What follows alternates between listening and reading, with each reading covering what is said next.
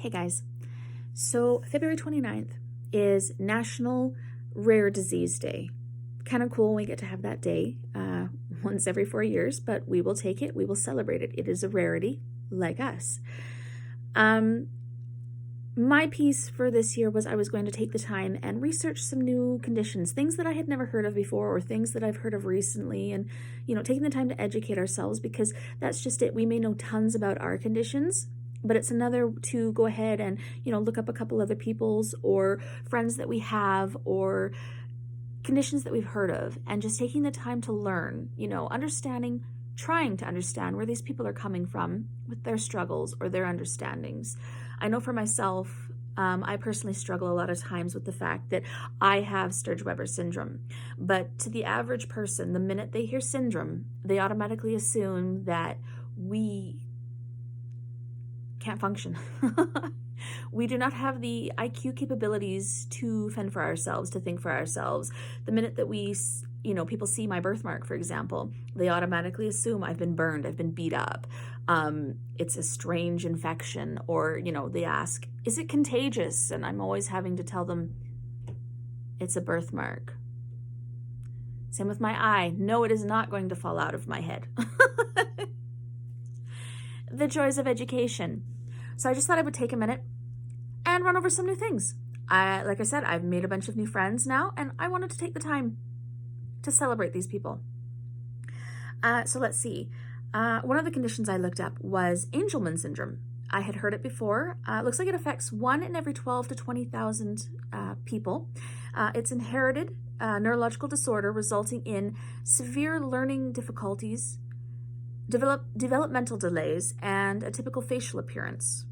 Again, syndrome, it's going to affect multiple things. Another one, Pfeiffer syndrome. Looks like that one affects 1 in every 100,000 people. That's pretty rare. Looks like it is a genetic disorder that is a premature fusion of certain skull bones, affecting shape and head. That's pretty substantial. I can understand where that disease, or that condition I should say, is quite serious. Of course, we have our lovely Down syndrome. Incredible people. I have met some. They are the most incredible people you will ever meet in your life. That extra chromosome, I always say, just gives them that extra bit of love that the rest of us don't seem to have. That one's actually quite common. I didn't realize it was that common. Looks like it's 1 in every 1,000 people can be born with Down syndrome. It's just that extra chromosome. Number looks like 46 is the regular for the rest of us, but 47 are for those lucky folks. And the new one, Mobius syndrome. I had heard it before years ago. I thought I would take a look. I've met a ton of incredible people on my social media that have the condition. It's a rare neurological disorder affecting muscles that control facial expression and eye movement. Sometimes there can be weakness, paralysis of facial muscles.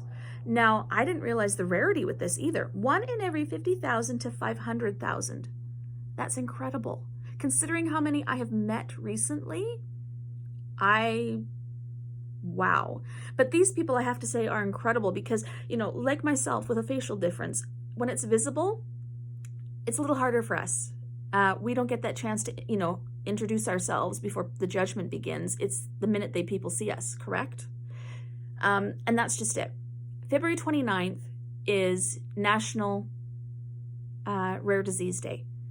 So I'd like to take a minute to just ask everybody that I know, whether you are special enough to have something rare, or you are just special enough to have someone in your life who has a rare condition, disease, or syndrome, to share awareness, acceptance.